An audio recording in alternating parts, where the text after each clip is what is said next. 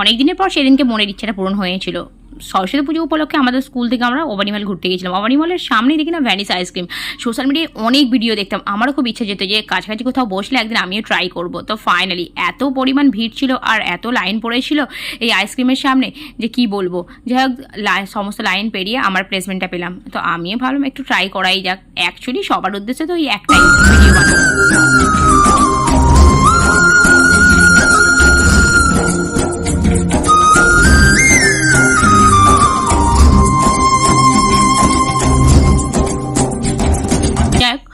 অনেক রকম ভ্যানিশের পর ফাইনালি আমাকে আমার আইসক্রিমটা দেবে কিনা আমি জানিও না, আমি অনেক ট্রাই করছিলাম, আরে দিয়ে দিন। যাই হোক দাদাটা অনেক ঘোরপাচ খাওয়ালো, ঘোরপাচ খাইয়ে ফাইনালি সে আমাকে কীবার বলবো আইসক্রিমটা দিতে এবার বাধ্য হলো যে না অনেক ঘুরিয়েছি, একেবারে আইসক্রিমটা দেওয়া উচিত। তাই যাই হোক ফাইনালি হাতে আইসক্রিমটা দিলেন।